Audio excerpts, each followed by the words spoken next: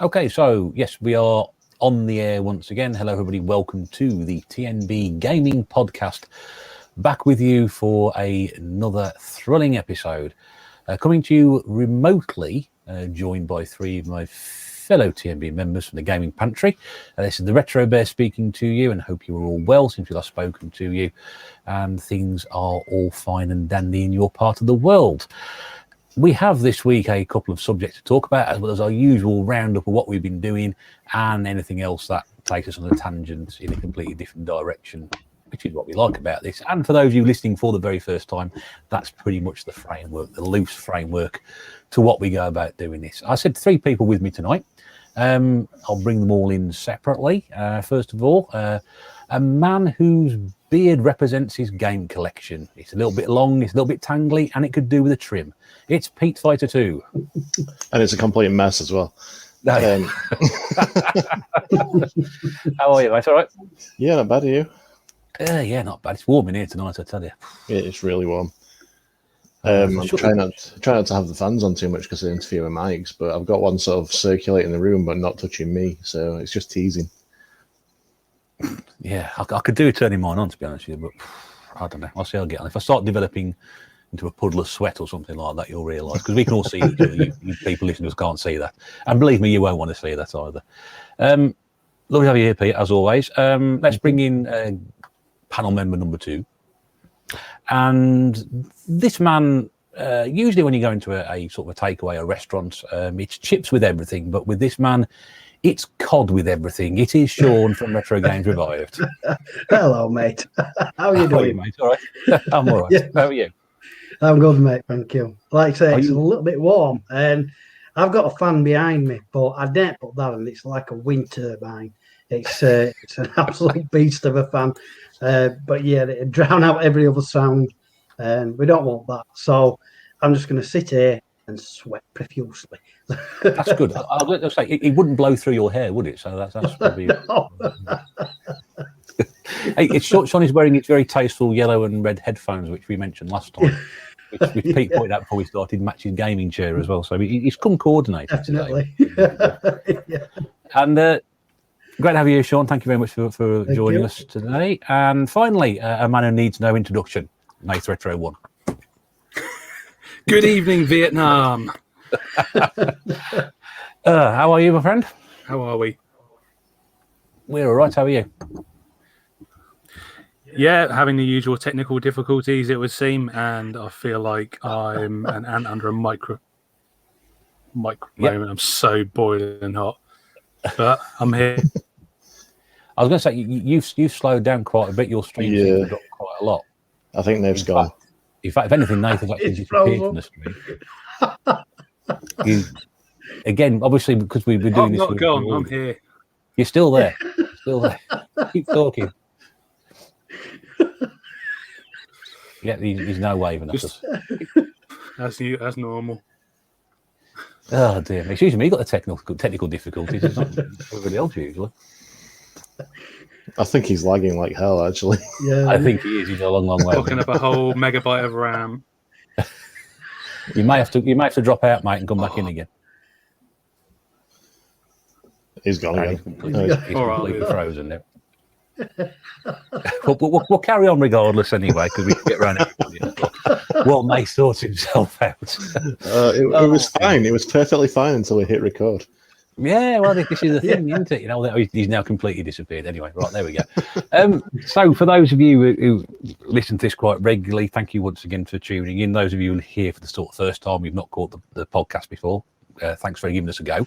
We always start it with sort of going around and having a few conversations about what we've been doing and what we've been playing and various sort of game related. So Pete, what have you been doing since we last spoke to you? I mentioned last time I was playing the Order 1886. I finished that. I only touched upon it last time, saying it wasn't as good as what I remembered. For those who don't know, it's like a third-person sort of Gears of War style shooter. But it's sort of set in like a Victorian England, but you have sort of advanced technology, and you're part of like the Knights of the Round Table, who for some reason are still alive in Victorian England. But and you're fighting werewolves and vampires, so it's got a lot going on there. That sounds like a right mix of everything, doesn't it? I mean, how many sort of things from history and myth can you get into it? It's to say it's a very early PS4 game. It's very good looking still, but it's just kind of like lost its flair a bit. One thing that really annoyed me was it's got this forced kind of letterbox view on the screen. Even though you've already got a widescreen TV, it makes it even wider, like like it does in cutscenes in most games. It's permanent in this game, and it really throws you off. But can't understand why they did it. Maybe it's got something to do with Zack Snyder or something. I don't know, but it's just really off-putting. But yeah, I finished that, and I briefly moved on to Immortals: Phoenix Rising on the PS5, which I don't know if you remember, it was supposed to be like the flagship game for the Google Stadia, but then the Google Stadia didn't do very well, so they brought it out on other things. And it's toilet. It really is. It's bad.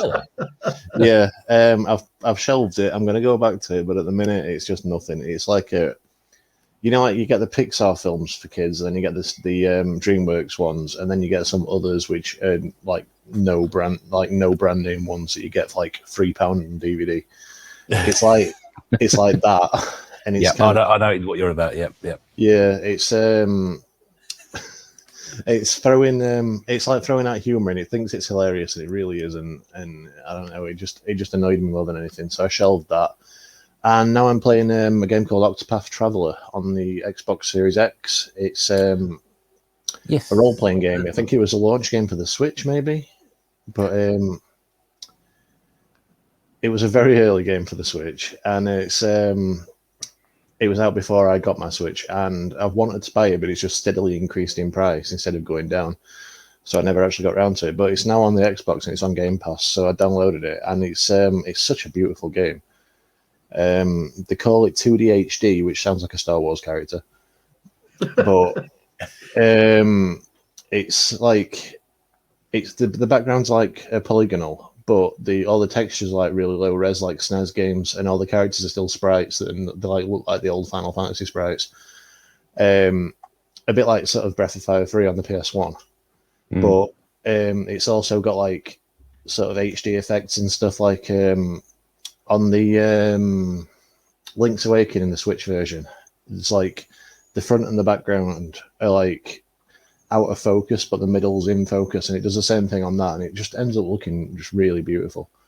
But I'm really enjoying playing that in a minute. I'm about sort of 6 hours into it, and really seem to be getting into JRPGs at the minute. I've never particularly liked them because I tend to sort of get blinded by stats and stuff and different gameplay mechanics and things like that. But I'm really into them at the minute, and I'm really enjoying this one, and that's about where I'm at. I always thought you were more into the JRPG than you sort of alluded to there. I thought that was a genre that you quite enjoyed. The ones I love, but I quite often find them a little bit too complex. So I never got my head around Final Fantasy VIII with like the drawing spells out of rocks and stuff like that. Couldn't get my head around. But Final Fantasy VII I can play through with my eyes closed, sort of thing. So it depends on the game. Okay, that's right. So, quite a few games there to sort of pick and choose from. Favourites at the moment, are those? I don't know, because I'm kind of just discovering. I mean, I'm wanting to go back and play the Breath of Fire games. Like I said, I've been playing that Brave Battle Saga on the Evercade, and that's for what it is, it's really good. But I don't know. I've always sort of wanted to go into the Dragon Quest games, but and I love Dragon Quest VIII, but or Journey of the Cursed King, as it was called over here. But I don't know. I'm just kind of discovering a lot of them for the first time. What's it called now on the PS1? Dragoon something. Legend of Dragoon. That's really good as well, but it's quite an expensive one. But is that related to the Panzer Dragoon games or no, it's not. It's been a long time since I played it, so I can't really remember anything about it. I just remember that it's good. But I know a friend of mine, the same friend I was talking about last week, he was well into his JRPGs, and he had stuff like Grandia and stuff like that, and I just couldn't get into them at all. But yeah, it's just a little journey I'm going on at the minute. Really enjoying them, and I've picked up a flash card for my Game Boy Advance, so I can go back through the old Breath of Fire, the old Final Fantasy and stuff. Yeah, just really sort of discovering this. I mean, not discovering it because I've been, I've played these games in the past, but I'm really sort of just getting into them now.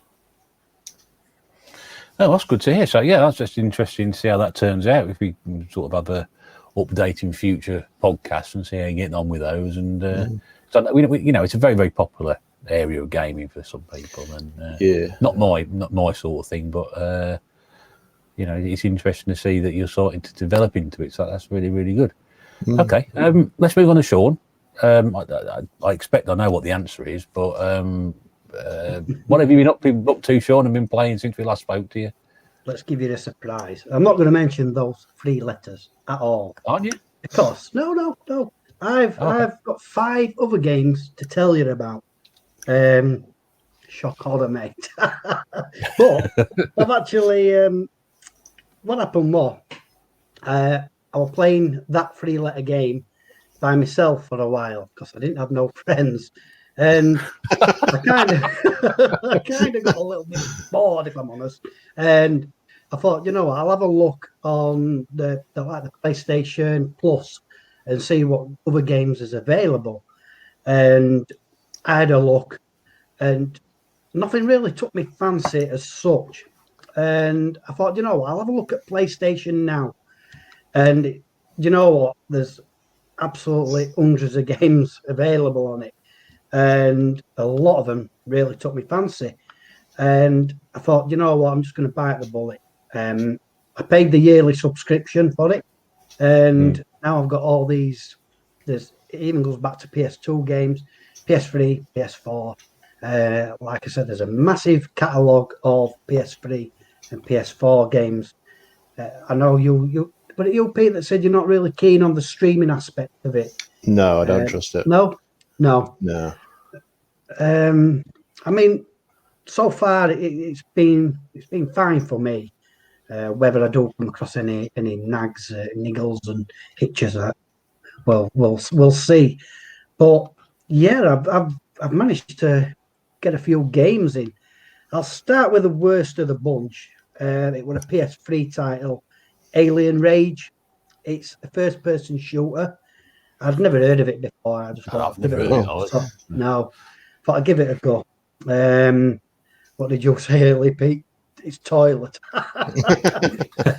It sounds like a. I'm going to quote Pete. This sounds like a Midas game. It were awful. The controls, the graphics on that look fine, but the controls just were horrendous. They were. I mean, I don't know if you can change the settings, but they were too responsive. Usually you get games that are not responsive. This was too responsive. I just couldn't lock on to any enemies. And even in the first 5 minutes of gameplay, I was getting absolutely hammered by these enemies, which I believe should be simple enemies to kill. So I turned that off. And I went on I actually saw, believe it or not, on the PS3 section, Alex Kidd in Miracle World, which Nate's a great fan of. It was the SMS version, and I had a few goes on that. Do you know what? How I got far into that game when I was young, I'll never know, because I really can't now. I can't get off this level. I don't know how Nate's finished it. It's double hard. Did you say Alex the Kid, Sean? Alex, I don't know. Did you say the Kid? No, I don't think Alex Kidd in Miracle. I'm sure you didn't, because Alex that the game Kid on the Sega. My brother-in-law used to call that Alex the Kid, and he used to call Sonic the Hedgehog Sonic Hedgehog, and he used to really annoy me. Oh my God. Well, why do people do that? I don't know. He doesn't even say Alex the Kid on the bloody box. He just Alex the Kid. That's how you get bludgeoned saying things like that, isn't it? I'm definitely trying to think of other things that sort of fall into that, but I can't at the moment. Golden the Axe. Yeah, Double the Dragon. Yeah. Crazy the Taxi. Yeah. Psycho the Fox would have been a good one. Psycho the Fox. Ooh. Yeah. Yeah. That's a Crash the Master System Bandicoot. game. Yeah, Crash the Bandicoot. No. You said Alex the Kid. You started it. Yeah, you don't like it when it's on the other foot, do you, Sean? Yeah. No, mate. But yeah, maybe I'm getting too old to play these older games, simpler games, if you like. What else have I been playing? So I downloaded streamed Everybody's Golf. I'm sure everybody's familiar with that series. Oh yeah, it's really good. Great fun. Yeah, it's a lot of fun, and it's meant to be like that, and it's not to be taken as a serious sim. It's just a fun golf game, and yeah, I've been enjoying that. Right, next one, Hamilton's Great Adventures. Again, another title I've never heard of. I don't know if it's like from an indie developer. You say Hamilton? Yes, Hamilton. Anything to do with the musical? I was thinking more the Grand Prix driver, but there we go. Yeah. Hamilton the musical. But it's a great game. It's a puzzler, and it reminds me of the levels in Crash Bandicoot Temple Ruins. Crash kind the of Bandicoot. that Crash the Bandicoot. It reminds me very much like that kind of level, and there's keys. You've got to find a key to finish the level, get through the exit at the end of the level. You have a character, is explorer Ernest Hamilton, and you've also got a bird which you can swap between. This bird's called Sasha. The bird can like fly eye low to collect things to help Hamilton, whereas Hamilton is just on these tiles and can, he's got to traverse that, but you've got to do it in such an order that you can carry on. Like there's some of the platforms when you go over them, they drop away, so you can't come back on them. So you've got to be careful how you plan it. Quite enjoyed that. I did really enjoy it, and I'm still playing through that. But to be honest, the highlight of what I've been playing is Star Wars Squadrons. Now, I'm not a massive fan of Star. Don't get me wrong. I don't hate it or anything. Other than the first three, I've never really followed it. And to be honest, I've never really thought I really want to play a Star Wars game. But I saw like the trailer for it, and I saw the screenshots that it shows you, previews, and I thought it kind of looks like a Colony Wars type of game, and then that's what I was hoping, and I weren't let down at all. What a cracking game! Really is a great game. I really want to try it. It's on Game Pass as well, and I thought it was on Game Pass to start when they first got the EA games on there, but it wasn't. But I did notice last time I was looking through it's on there, and it's really high on my list to play because I used to love like Rogue Squadron and stuff, and like you say, Colony Wars was an absolutely beautiful game. Yeah. So I'm really excited to play that. Yeah. The controls take a bit of getting used to. Even now, I'm still struggling a bit. I think the left stick is your throttle, your right stick is to move around. Sometimes when it gets a bit hectic, I kind of struggle and get a bit confused with controls. But even so, it's brilliant, very atmospheric as you can imagine, being a Star Wars. So yeah, I'm really into that at the minute. Are you playing the standard or the VR version? Just the standard. Just the standard. Yeah. I can imagine the VR being really good, actually. Being able to look around, because that's the trouble. The only indication you've got without VR is the indicators on screen telling you which direction the enemies are in. I imagine being able to look around it'd be phenomenal. Are you stuck in the cockpit view, or can you like zoom out? I've only done the cockpit view. I haven't seen an option to. If you're just stuck in the cockpit view, it'd be no good for me. I can't do games like that. There might be that feature, Pete, but I ain't seen it, but to be honest, I got straight into the game. I didn't really follow the tutorial, to be honest. let's dive in. It's the Yorkshireman way, isn't it? Yeah. Thought that was topless. Yeah.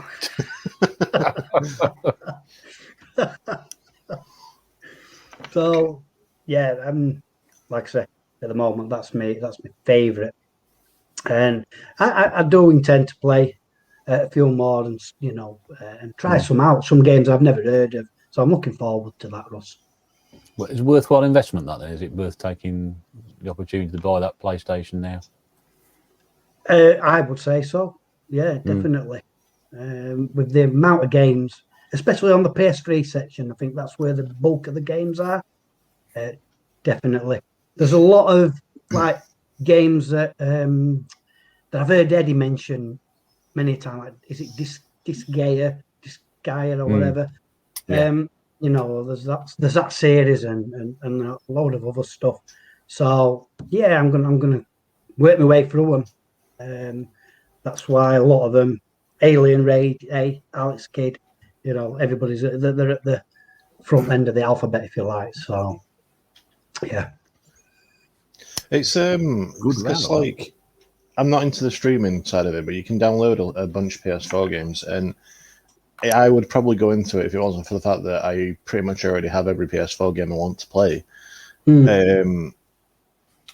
So it is good for what it is, but like I said, I don't trust the streaming bit.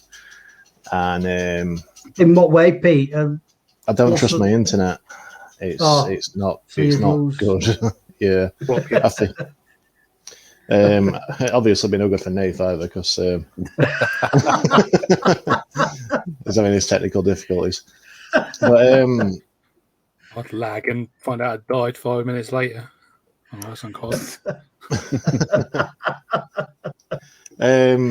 But yeah, I don't feel. I mean, I've not tried it, but I don't feel like my internet could support it at the minute.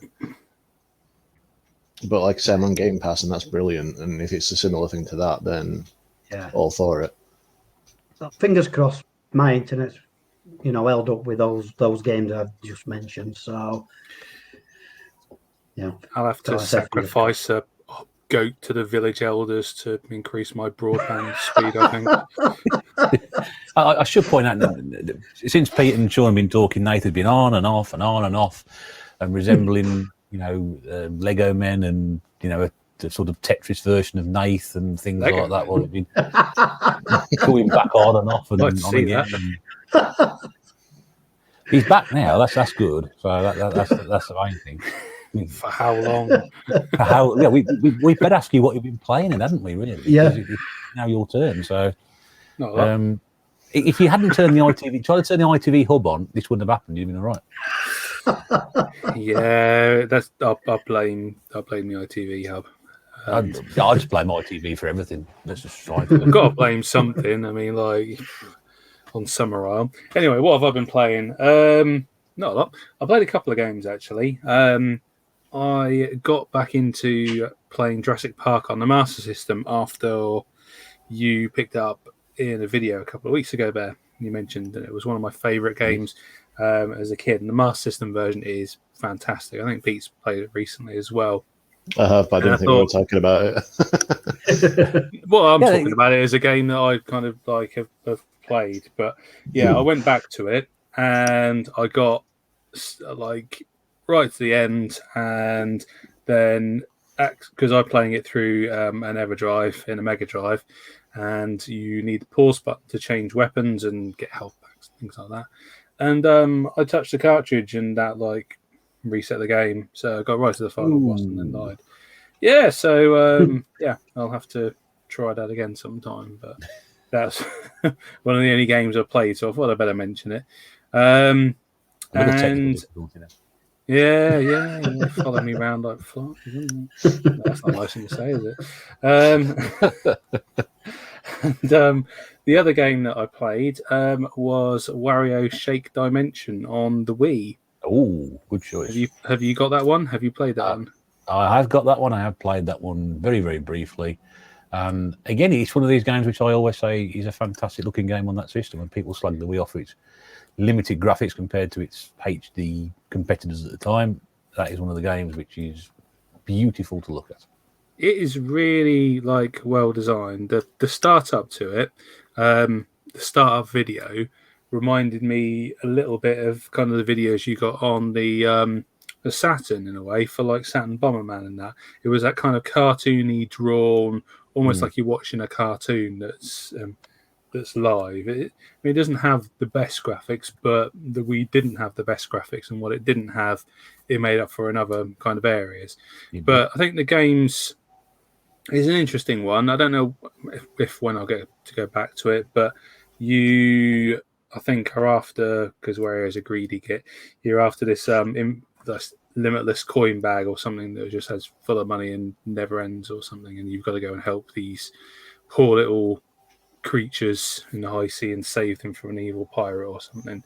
I think the point of it is you get through the level, and then you have this machine that puts you into a sprint, and you have to get back to the start as quickly as possible, and you have a countdown timer as well to clock you. Wasn't a bad game at all, actually. I think I only paid like about maybe £4 or something like that. For a game from that sort of part of the Mario connection, it's quite a cheap game to pick up, really. You don't see it all that often. I've not seen many copies around, but it's not expensive. I've seen it twice, and I think one of them was seen because it's got like a sticker book in the manual or something like that in a true Nintendo fashion. Someone just pulled the stickers out and stuck them all over the case, which is just infuriating. Can't have that. So I had to leave that one behind and got another one. But I'm glad I picked it up. And that's probably about it, really. I haven't really had an awful lot of time this last week. Right, okay. Yeah, short list this week. All right, before my broadband goes, I think I better wrap that up. What have I been playing? Well, I've been playing a little bit of Pac-Mania on the Mega Drive, because we all love a bit of Pac-Man. No, we don't. I've got about 3 or 4 different versions of that. How can anyone dislike Pac-Man unless they're a ghost? Pac-Man. I hate Pac-Man. Oh my gosh! You guys weren't there in the Evercade high score chat thing, but you guys weren't there, man. Pac-Man. You weren't there. Yeah, I've seen things, man. No, it was awful. I hate that game. I hate that game so much. But this is a slightly different. Was it being Pac-Man? It's sort of slightly done from a different angle, so it's not quite the same.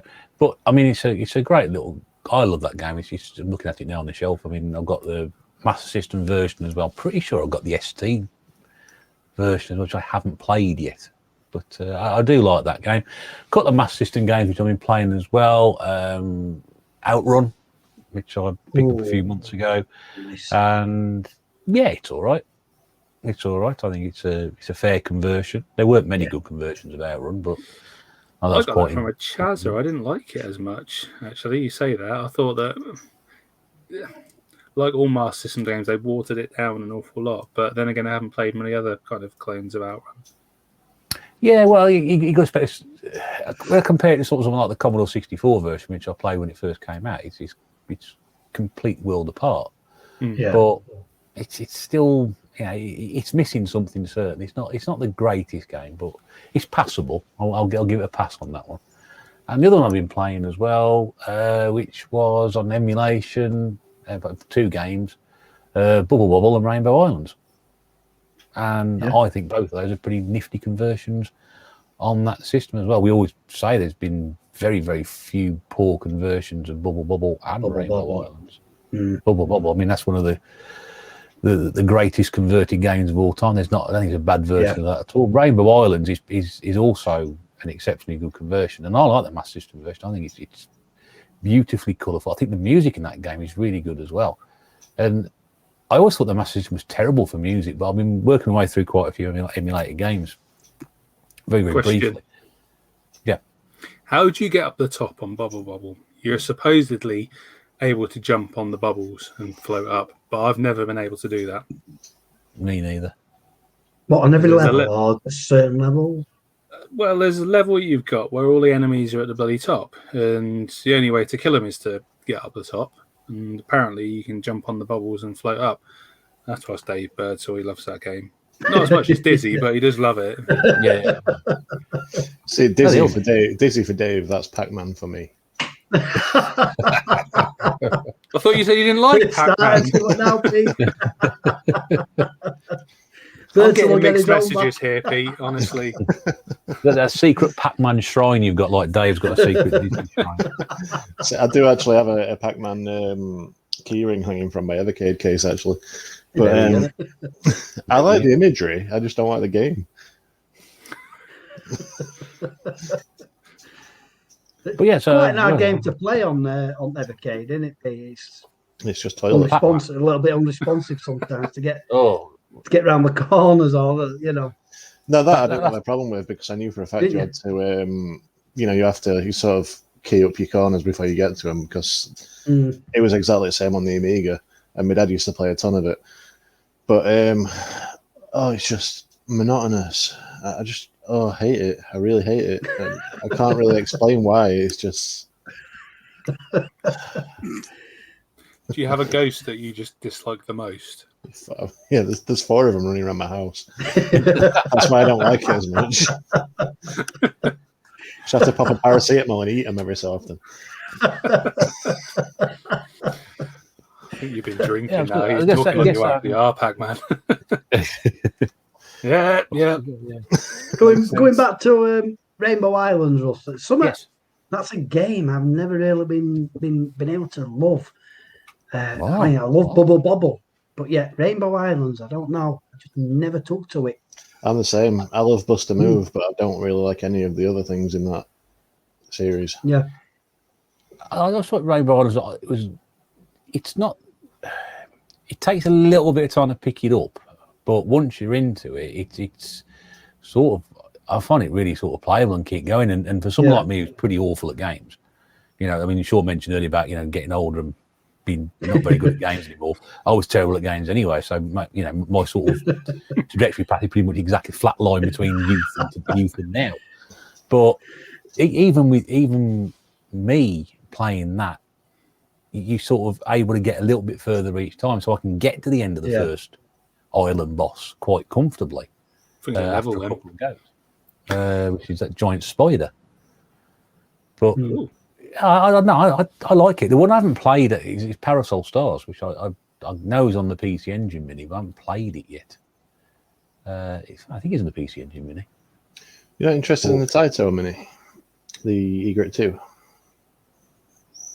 I heard about it, but I haven't seen anything about it. I'm still a bit on the fence about that one. It's a bit expensive, but if they because they've not announced a Bust a Move game for it yet, and that's kind of going to be the clincher for me, I think. Have they got all your old favourites on there, like they've got all like all that kind of thing, Operation Wolf and Space Invaders and all that kind of thing. But cool. No Bust a Move yet, and it really needs it for me. It's a good game, that. Bust a Move. Puzzle game, classic that one. What was the one on the Sega Saturn where you had like a little umbrella and you had little water droplets? Liquid Kids. Was that it? Yes, it is that. I think it's called something else as well, but yes. Yeah. Kids. That's a good one. Rush, you should play that. Get your Saturn out. No. But it's just like Bust a Move and Rainbow Island and all of the others. I won't be getting my Saturn out because I haven't got any wobbly legs on any tables in the house. So,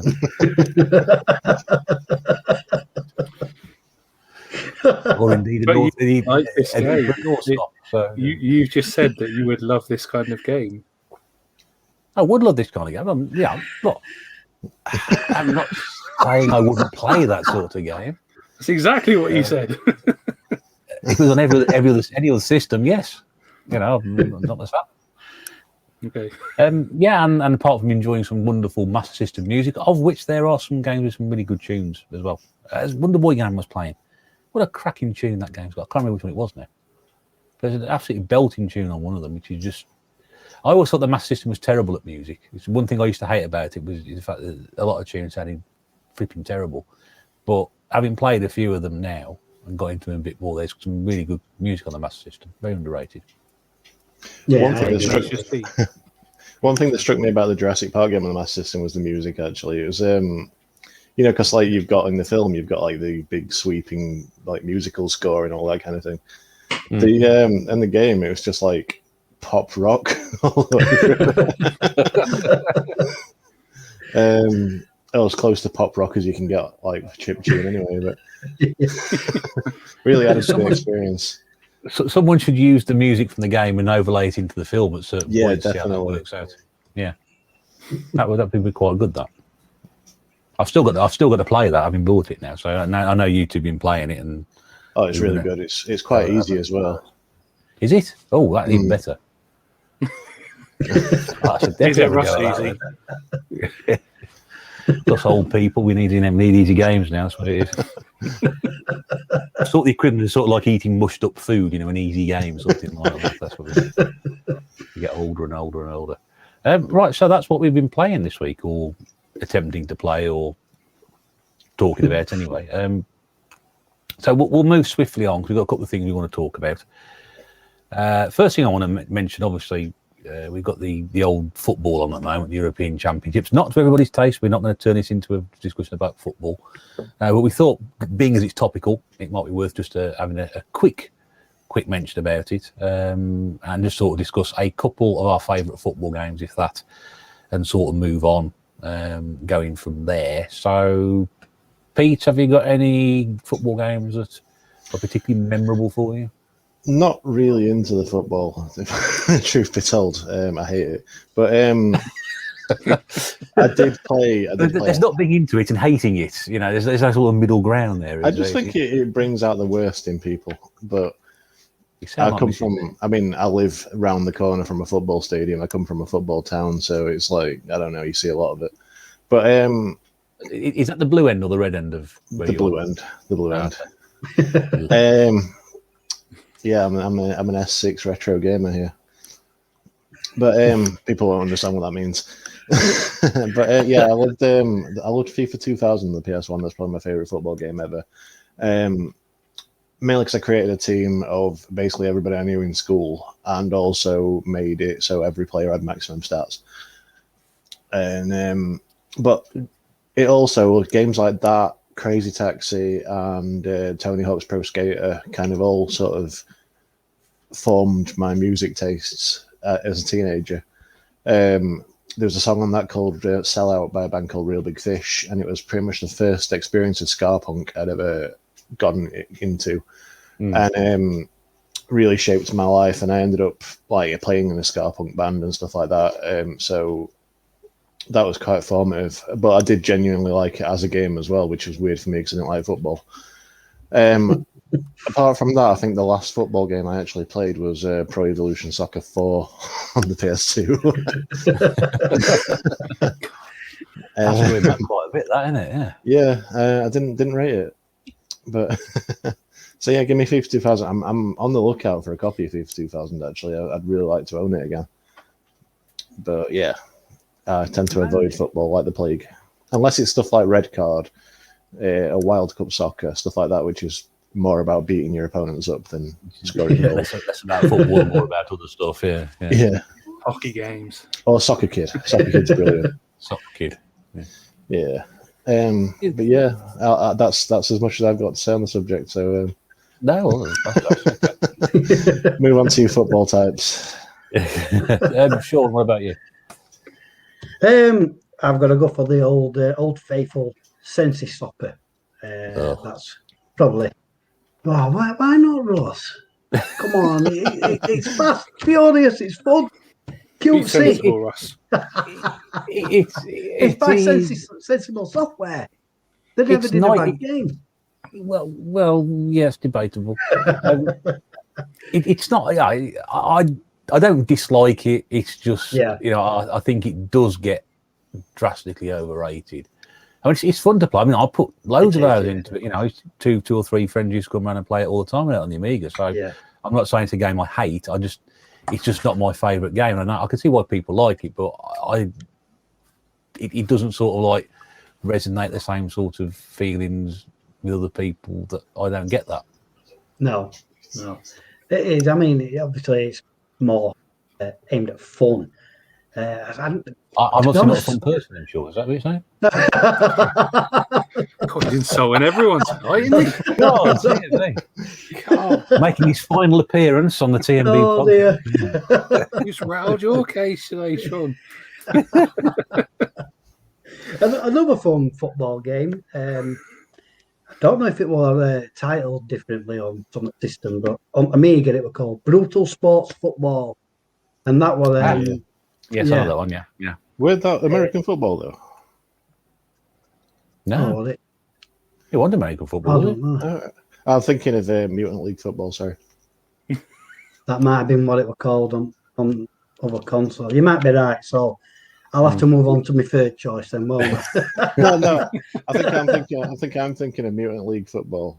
But I think you were right. Brutal Sports Football was a football game.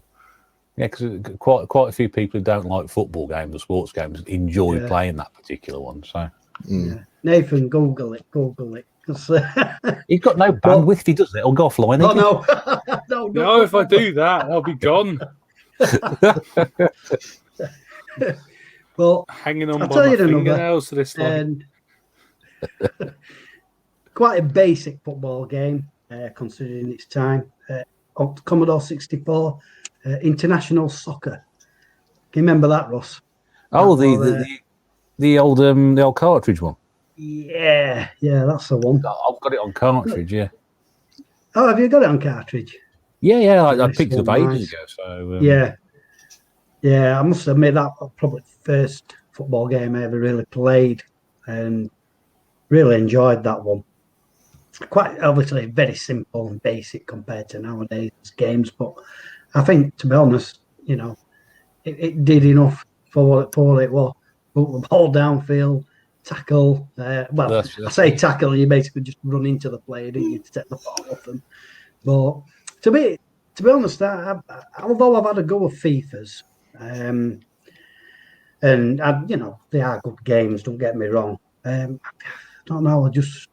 I think it's the amount of different moves and kicks and whatever that you can do, and it goes over my head. I'm like, I can't do all these kind of tricks and what have you. I like to keep it simple. No, it's what, mate? You don't need to, though, do you? It helps. Does it? It's coming from somebody who played Street Fighter 2 and Mortal Kombat, simply doing punching kicks, and the ball couldn't get anywhere. But there we go. So yeah, I like to keep my football games very simplistic, if you like. But just while you're touching on it, were you a fan of the match day games? Sure. Match day. No, not really. Not really. That's if I'm honest. A lot of people love them. A lot of sort of gamers really sort of say. Some people would say Match Day 2 is one of the best football games ever. I never saw. I didn't even see it at the time. A friend of mine had it, and I thought this is so slow and not like football at all. And then somebody plays someone like Evan Hughes' International Soccer, which is world apart from that. And exactly the same process with Pete. You could put your mates' names in there when you're at school and change all the attribute levels. It's always quite fun to do that. Some interesting choices there, Sean. Certainly, international football is one I've played a little bit of, and I think I've had a quick look on Google. I think Brutal Sports Football is a soccer game. So, there we go. Yeah, good. Nath, what about you? So I haven't played a football game in some time. I think the last one I played was FIFA one. It was FIFA 15. I used to play it a lot with one of my friends who I'd go around his. My wife and his wife would just work in the evenings, and we'd play some FIFA. And I did actually get quite good at it, but I took it for what it was. I played some Ultimate Team online, but I never got into spending loads of money like people do ridiculously on it.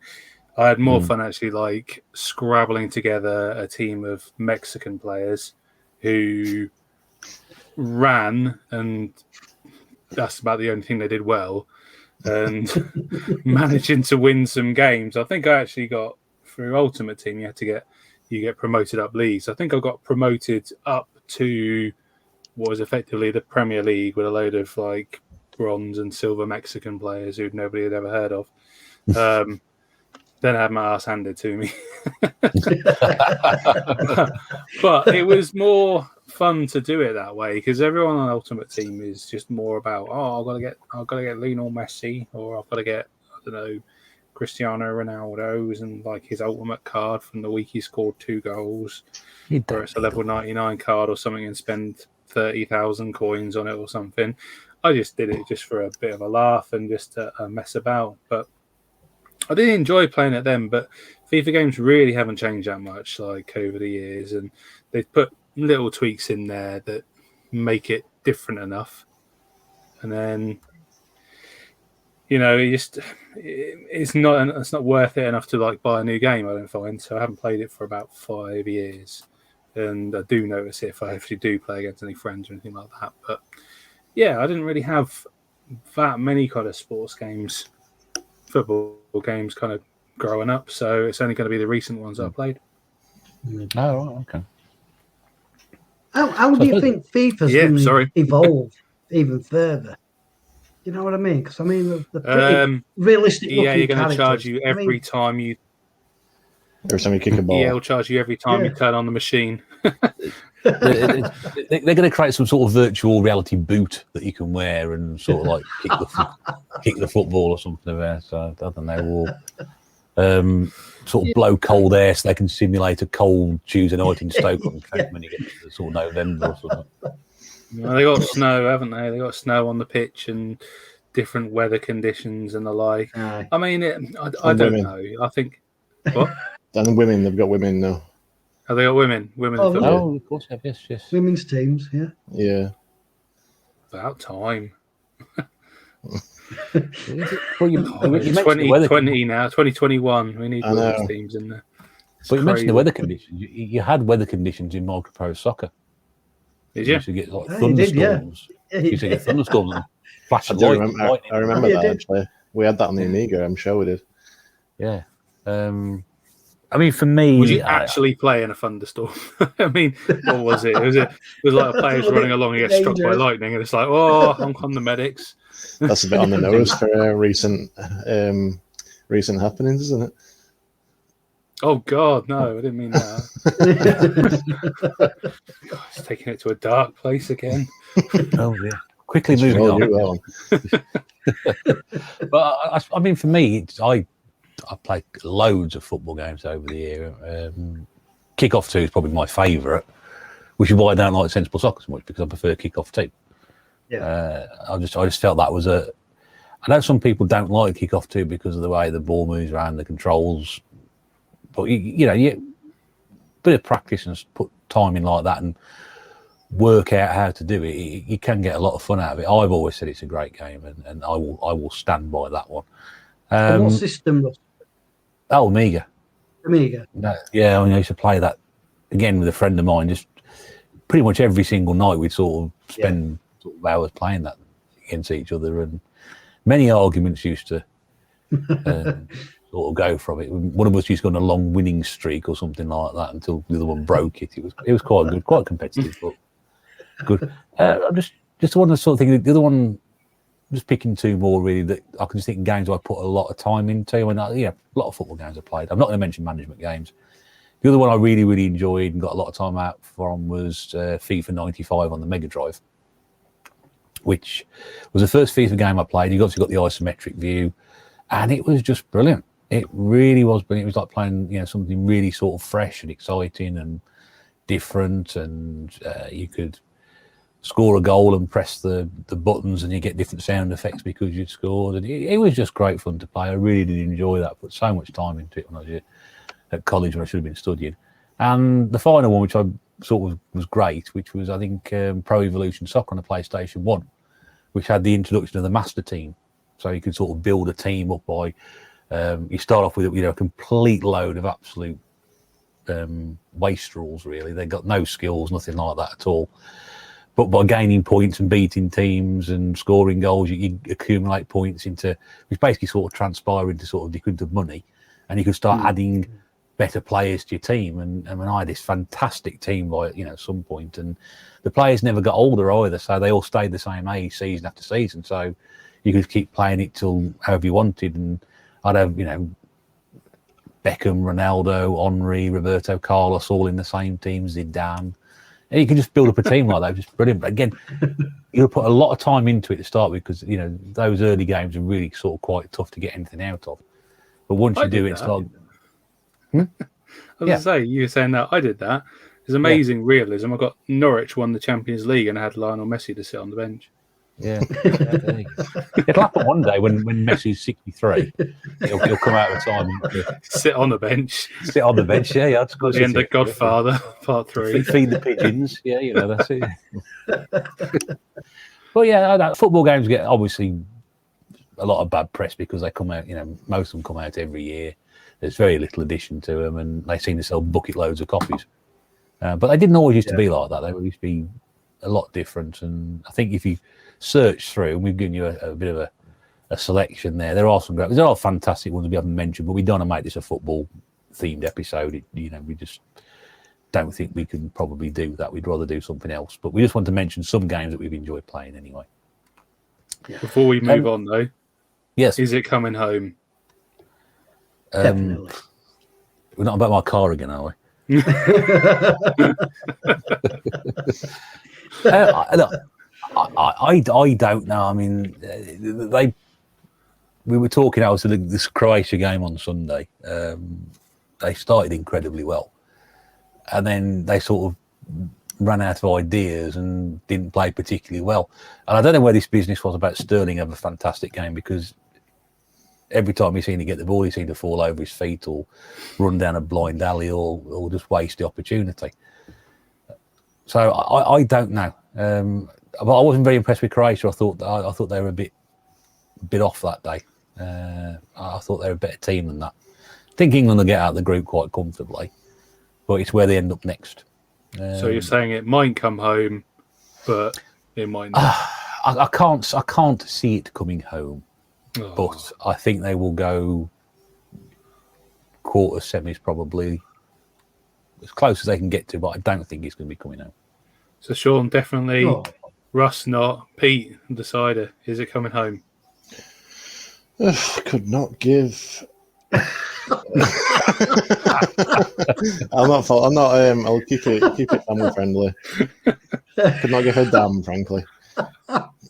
Right, there we go. There you go. So you've got three different answers. Yes, no, and I really couldn't care less. Yeah. What about you, Nate? Yeah, what about you, Nate? You brought it up. Oh, well, obviously, innit? They wrote songs about it, so it's got to be true.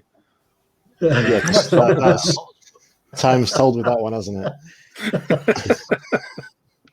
I remember one year, I don't know what tournament it was, but when we lived in the flat, there was after one of the matches, I think England had just won a match, and we heard this bloke walking up the street outside singing at the top of his voice, and a woman followed him screaming at him, and he just turned around and said, "Look, I told you, if England won this match, I were going to leave you, so bye."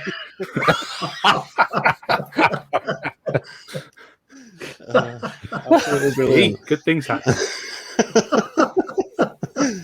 Absolutely brilliant. You were over the moon. She weren't. I hope it was a difficult game. I hope they, it wasn't one of these sort of friendlies that play against Nigeria or something. That reminds me, actually, you mentioned Pro Evolution Soccer. I think it was ISS Pro Evolution. I played that as well. And the only way I could actually win a match in that game was if I played Brazil and I took on United Arab Emirates. And that was literally the only way I could win a match in that game. Really? Yeah. Oh. I was so Very bad at it. closely matched. Did anyone ever play any of the ISS games on the N64, by the way? No, I didn't. I've got 98, but I played that more on the PlayStation 1, which again was a game I played so much of. I didn't play the N64 one. Really into ISS Pro and ISS Pro 98 on the PlayStation, but my friend had an N64 and he got the N64 equivalents. They were so weird. They were just really weird games. bore no resemblance to each other. A friend of mine, he got ISS when it first came out on the Super Nintendo. I first played it, and I my limited gaming skills, I was kicking his arse each night. It was quite good to play that, but I always thought there's a little bit about those games, so I was quite pleased that series sort of developed into what it did. So, it was. I mean, I've not really played. Like I said, I played Pro Evo 4. I played before that. It was ISS Pro Evolution, but the 3 ISS Pro games on the PS1 were really good. Is ISS games better than FIFA? Would you say then? Oh, are they pretty evenly matched? It's.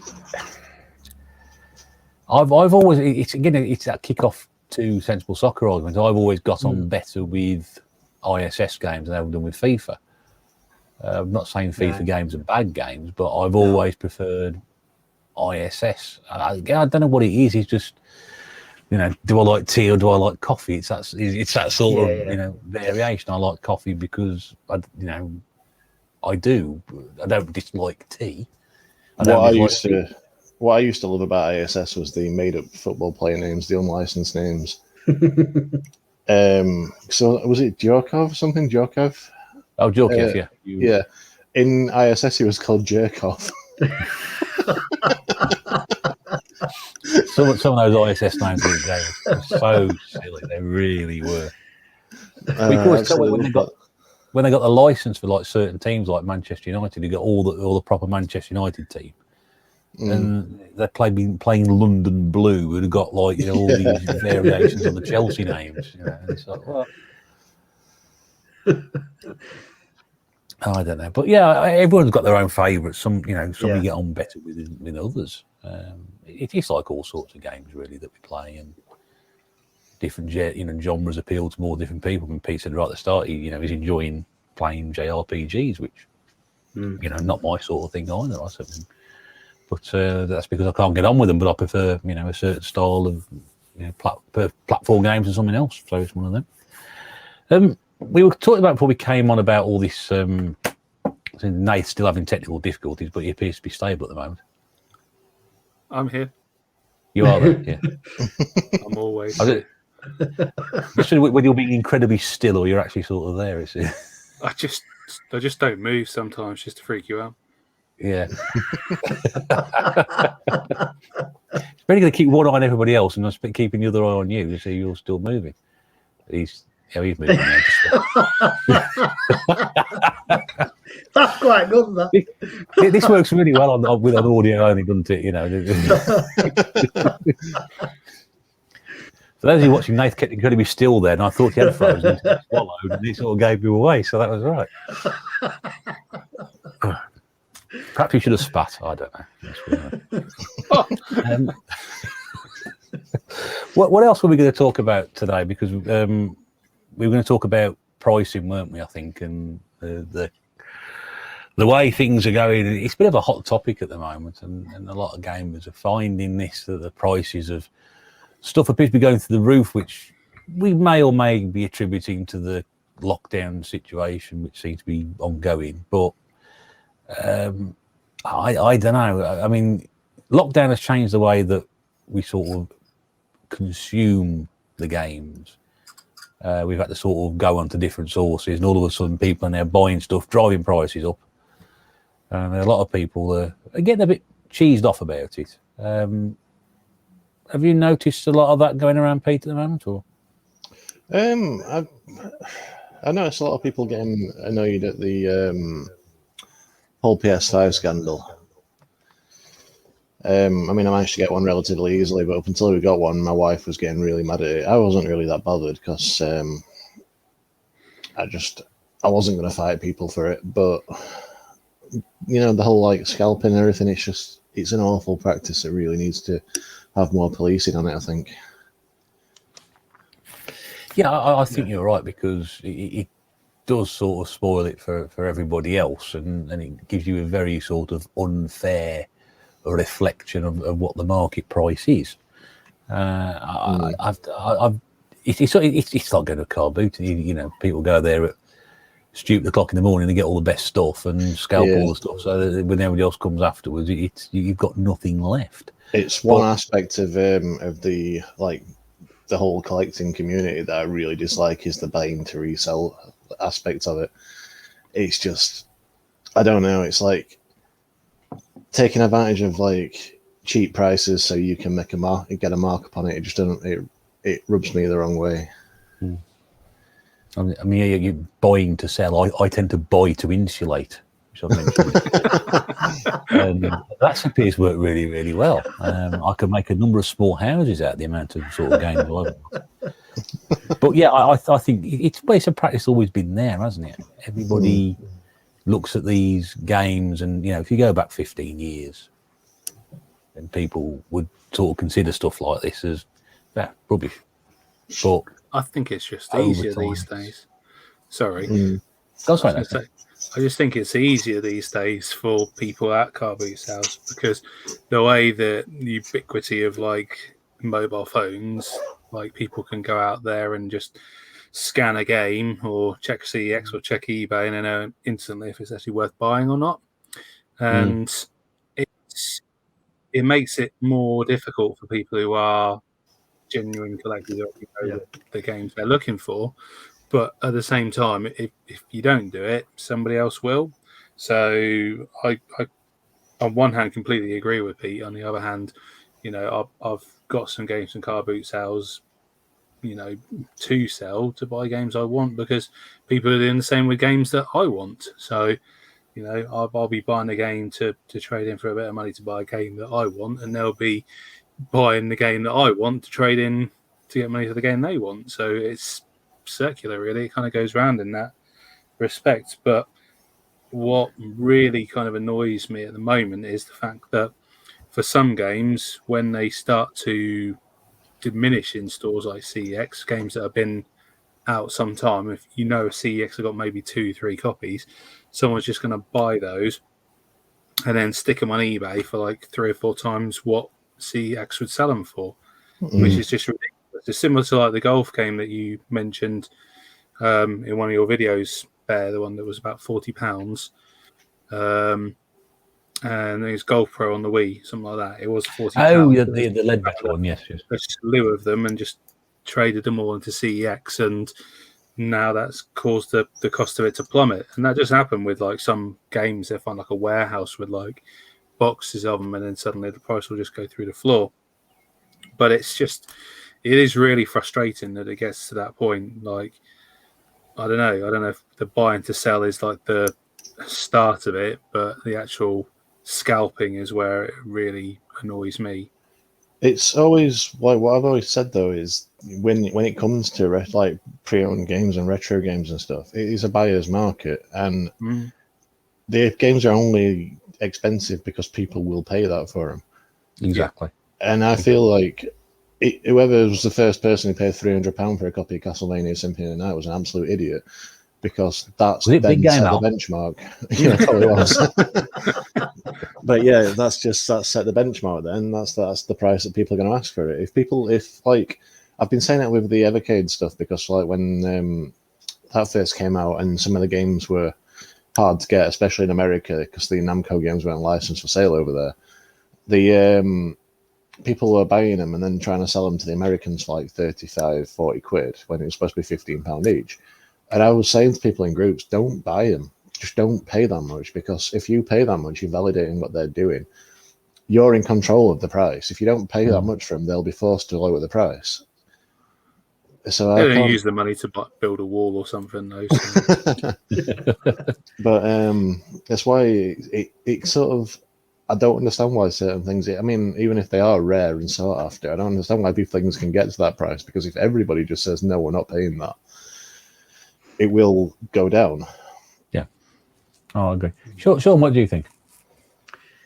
I believe perhaps one of the factors in play is probably the amount of people that's got into collecting retro stuff as well.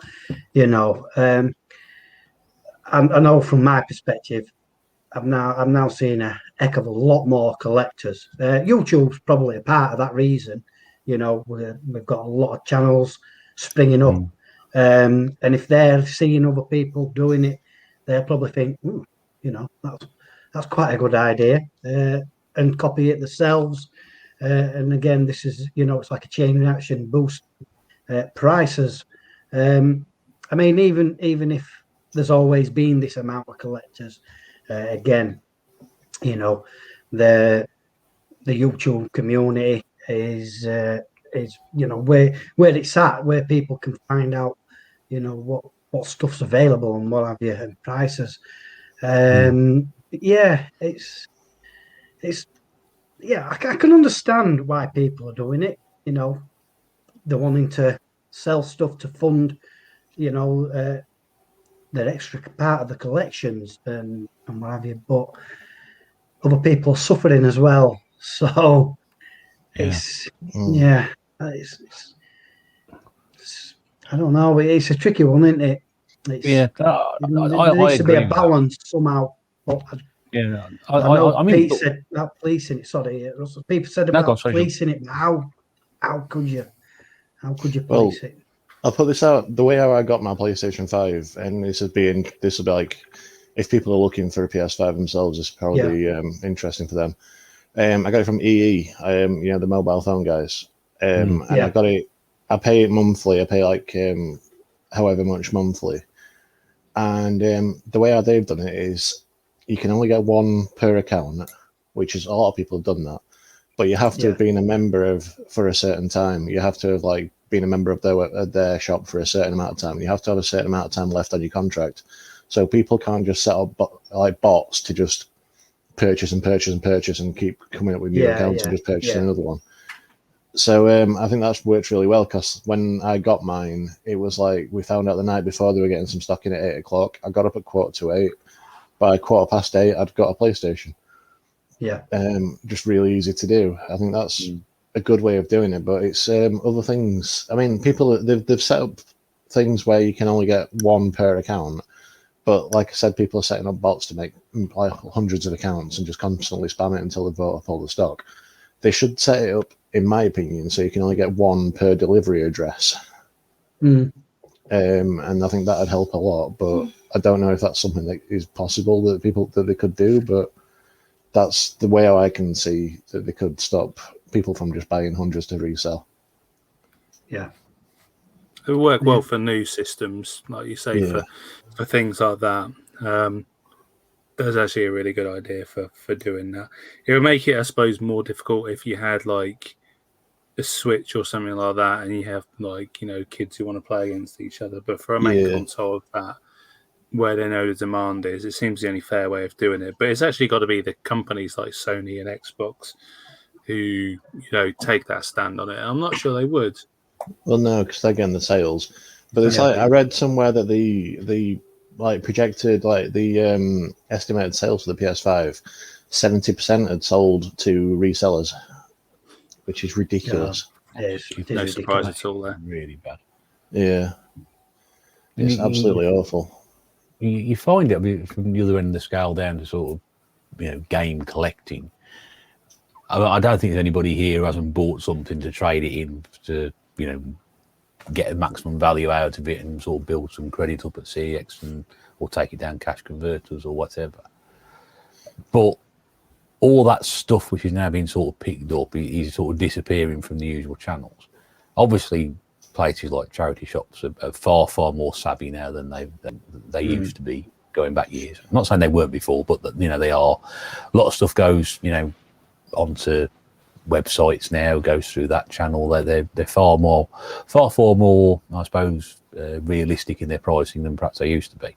So they sorry to keep interrupting and everything, but it's like you say with the charity shops. I think that's to their detriment as well, though, because one round the corner from me has got a copy of Mario Sunshine in for £30, and it's been there as long as I've lived here. And if they'd have marked it up as a tenner, I'd have bought it. Yeah, they didn't make they don't have to buy the games; they get them donated. So they have made a £10 charity donation there. Yeah. Whereas they marked it up at £30 because, I mean, it's actually cheaper than that in CEX. I think it's about 27 in CEX. But they've marked it up at £30 because they've seen it on eBay, and they're not going to sell it, and they're not going to make £30. Yeah. Whereas if they do put it at a 10, if they put it at a tenner, they'll make a tenner.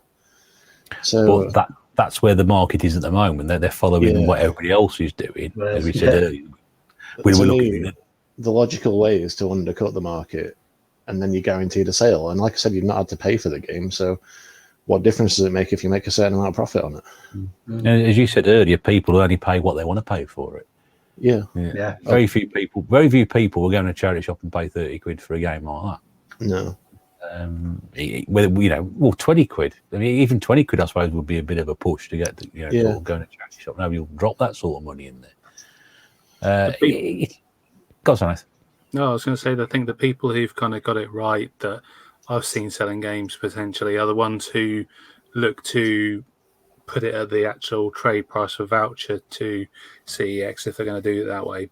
So if CEX were taking a £15 game and give you, £4 for it or a £7 voucher, if as a seller, a charity shop, what have you, you sell it for £7, you're going to make some money towards your charity, and somebody's going to be appreciative of that, because there's plenty of games that you would do that. You play, if that's the voucher money going in, you're not losing anything, you're not making anything, and you're effectively giving them what they would give you. And I agree with what you say, Pete, with a charity shop, the whole premise is to make money for a charity. So if they're going to do it, I mean, they can do it a bit better. They can probably charge a little bit more than doing it that way. But to try and charge the same price as, CEX or eBay or something like that is, there's a detriment to them, because they're looking to make money for a charity where that's just going to sit on the shelf and make nothing. It's the same thing as you. Whenever I'm buying from people, which doesn't happen very often, but I do tend to offer CEX trading price in cash, sort of thing. How you described it then. Not people don't seem to like that, but that is what I offer. Well, they're not going to make any more if they take in CX, are they? Oh no, exactly. But I'll give them in cash what they'd make in credit there. So exactly, that's. But people want in cash what you'd pay in cash in CEX. So not a lot of people like that. There was that game I bought a couple of weeks ago from one of my local markets. That Rune Factory Frontier game, part of the Harvest Moon universe on the Wii. Rune Factory. That's the one.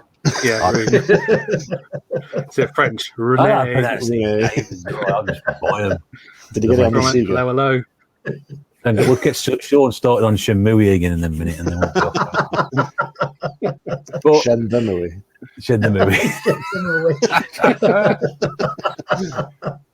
Alex, but it goes from there. I paid 15 quid for that game, which is less than CEX were charging for it, but more than what the trading value would be. So I don't know what he picked that game up for, but he's obviously done it to the price somewhere between what you get in a voucher and what you get in this gun right in the middle. So I was happy to pay 15 quid for it, because I was saving £7 on it anyway. But I know now that if I tried to trade that game in straight away, I'd lose 7 quid. It's strange with the way people price things up and look at it from there. And I don't know. I think Pete said right at the very start, you should only pay what you think something is worth. Yeah.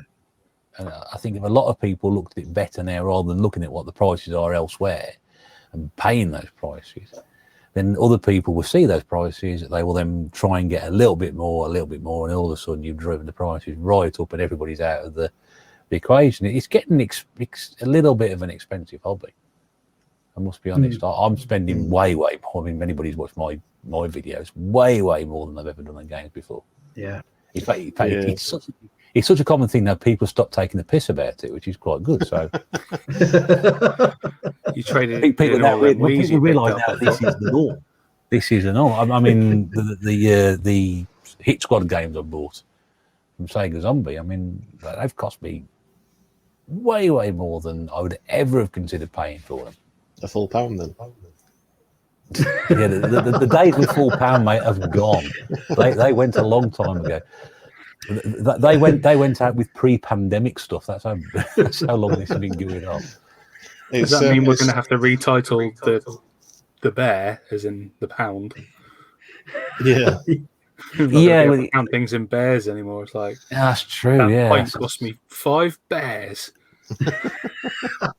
but we'd use that as a standard. We'd I'll cost you 5 bears. Oh, okay, that's not too bad, is it? You know? It's Can't like do it anymore though. when you get to like the petrol stations and stuff, and you get like gallons to the pound, and it's how many bears to the bucket now.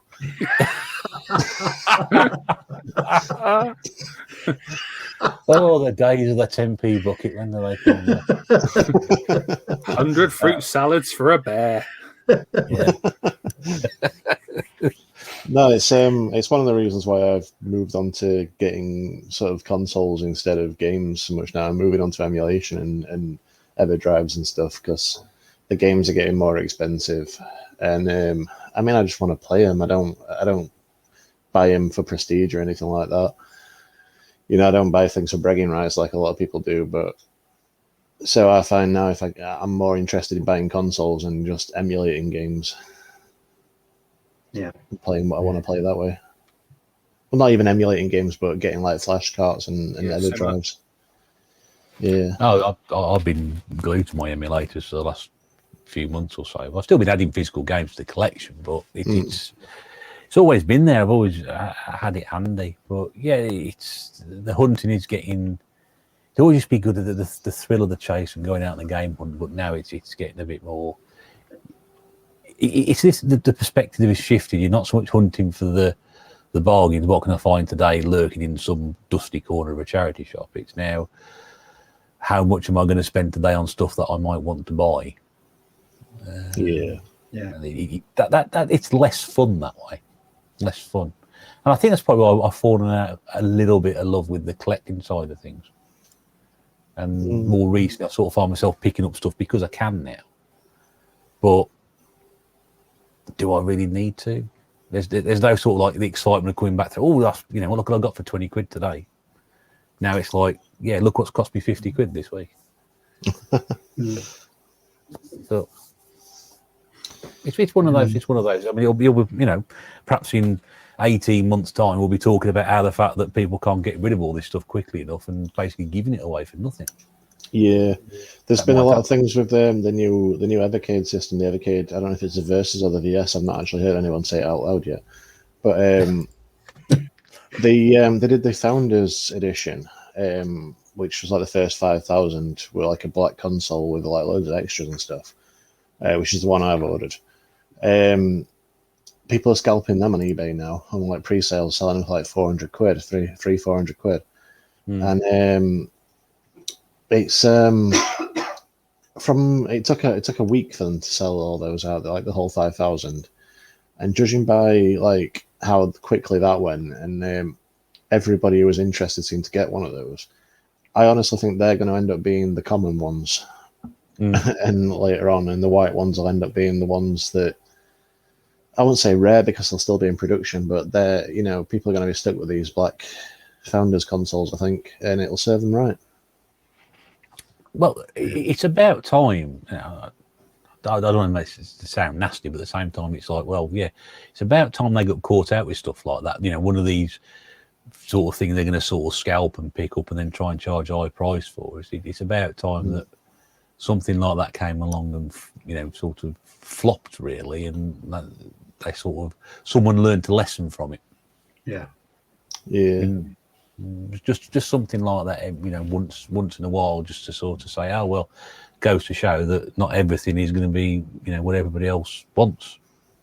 I can't really understand the reasoning behind trying to scalp the Evercade though, because it's as much as it's more successful than I ever thought it was going to be. It's a niche thing still, and it's not like the PlayStation, which was the number one toy at Christmas, the must-have toy at Christmas. So I can't really see why anybody would think to scalp these, but there have been a few opportunistic arseholes on eBay doing it. So, well, I just can't see him having a great deal of success. No. Can I just say, Pete, that was a fantastic Evercade chat you did on Thursday, just gone. Yeah, it's really good. Yeah.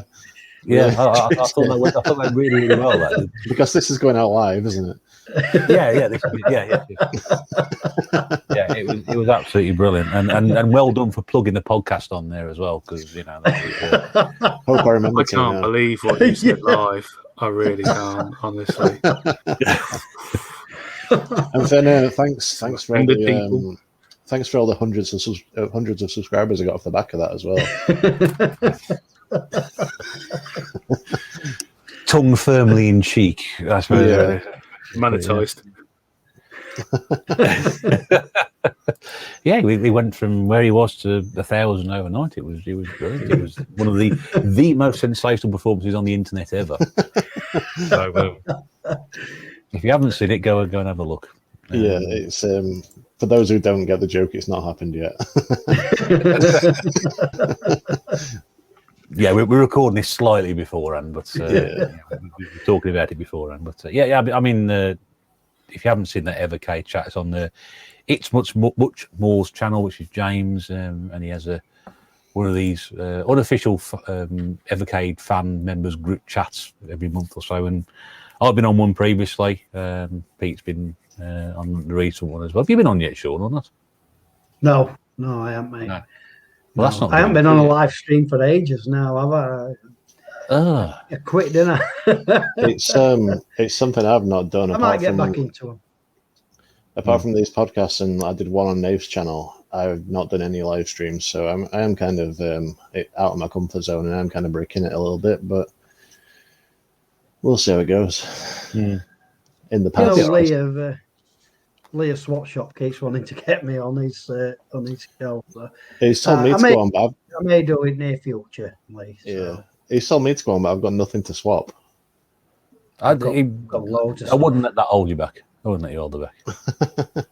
But I don't have much time for stuff like that, and I feel a bit of a fraud going on because I never have time to actually watch these live streams either. But well, that's good. People want to get you both involved in those sort of things, and it's worth doing. I mean, I deal solely in loose discs, don't I? So everything I've got that's double is a loose disc. So but nobody wants those. But don't forget, there's a market for people who've got boxes and manuals and covers, but they ain't got the disc. I suppose. But I've been trying to I've got a big box of loose discs I've been trying to get rid of for ages. I've let Griff out of his pig because he's the only other one I know who collects them. So they're going to a shop tomorrow, I think. I'm just going to trade them all in for pennies. But there's usually... Any Wii games? I don't think so, actually. No Wii games? No. I mostly got them off Sean, so they're all PlayStation ones. Well, I think we sort of reached the end of that then. So another episode in the can, as they say in the business, which we're not in. But quite an enjoyable chat there. What, sorry? Better than down the can. Yeah, that's true. like your internet, Nath. Oh, I'm writing a strongly worded letter as soon as I get off this. As soon as you get off this, it'll work. What's that? So as soon as you get off this, it'll be working fine. Yeah. Oh yeah, absolutely. By the fifth or sixth time you've had to log back in tonight, you can probably tell by listening to this where we've had to sort of fill in because it's sort of disappeared. We're running out of things to say and just sort of like, if he keeps going back. But he made it through the episode, which is brilliant. So well done for that. So yes, thanks to everybody for giving up their time for the podcast once again. It's been a lot of fun as always. Nice to do these, and hope you've enjoyed listening to that. Pete, thank you very much indeed. Thank you, as always. Best of luck on Thursday. Just gone. Thank you for that. You were amazing. Yeah. I was hanging on your every word. Yeah. I wouldn't have worn the boob tube, but that's what it was. It's more than most Yorkshire men wear, isn't it? Oh dear. Thank you very much, Sean, for your time, mate. It's always good to have you on. You're welcome, mate. Thank you for having me. Yeah, very welcome. And Nath, as you're still here, it's good to be on. Yeah, for some of it. But thanks for working through the technical difficulties, mate, and always a pleasure to have you on. Always. Thank you for having me. Lovely. We'll be back again in 2 weeks' time, same channel, alternating with the Shop of Swap, which alternates with us on a Sunday night. So we'll see you back in 2 weeks' time. Until then, this is the Retro Bear saying thank you very much indeed for listening, and we will see you all again very soon. Until then, take care and bye for now.